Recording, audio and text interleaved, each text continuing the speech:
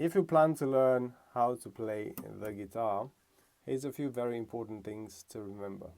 First of all, this is a very difficult instrument, so be very patient with yourself. It can take a long time to get the hang of it. There are shortcuts, loads, but strictly speaking, there are some very basic things that you should get your head around at some point. Like, it doesn't have to be a linear journey.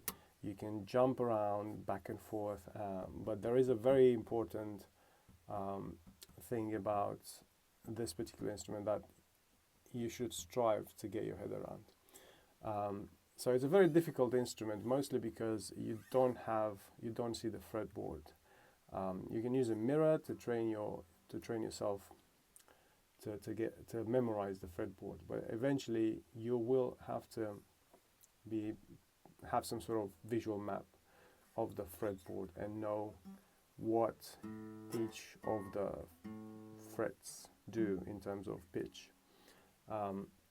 Now, the logic of the fretboard is very simple. It's quite a dreadful process learning it, but you have to go through it if you're serious about playing it well, and if you want to be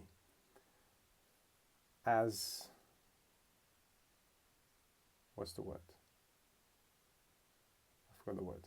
But if you want to play all the music that there is, like you can play a lot of music just by ear, just by listening to it, but you have to get your head around some basic logic. And to begin with, these frets, you have 4 fingers, so for every single one of these strings, your fingers cover 4 frets at a time.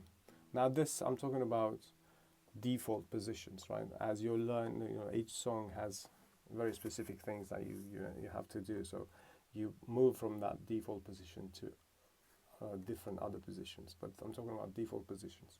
So once again, 4 fingers cover each 4 frets at any particular time, and by the time you've moved your hand 3 times, you would have reached the so-called octave. And a lot of guitars have these kind of indicators. And all of them have the exact same pattern, but you'll see sometimes a perfect fifth indicator, sometimes an octave indicator. But again, by the time you've moved your hand 3 times, you've reached an octave, and that's where your pinky comes into play. And you do that for every single one of the strings. Some guitars have 6 strings. This is generally speaking, this is a very versatile instrument because there's so many configurations and you can tune it to such many different schemes. But yeah, that when it comes with your left hand. And when it comes to your right hand, again, depending on the number of strings, strictly speaking, you have these 4 fingers that take up from the bottom up, take up a string, and the default positions are right on the strings, so as to mute them first of all, and then to be sort of ready at any time. You can play it with a pick, but I recommend learning to play it with just your fingers to begin with. One other very important thing to remember is force. It's the second most important thing, pressure. So it's more about accuracy than how hard you press or how hard you pick a string. So don't worry about how badly you sound when you try and get your head around the fretboard. You're going to sound pretty bad for a pretty long time before you develop that sort of accuracy. But again, be very patient with yourself. And one last thing, there's so many more, but one last thing is that sort of chromatic scale idea. This is the instrument where it makes most sense, and it's probably one of the instruments, from which that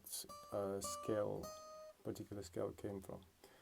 So yeah, chromatic scales, up and down each string, or up and down each set of frets. So when your hand is in any of the 3 positions, you go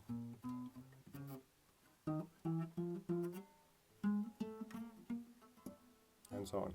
I'm pretty bad at it because I'm just picking it up, but you know, if I stick to it for about a year, I'll probably be able to do that quite accurately. Hope this helps.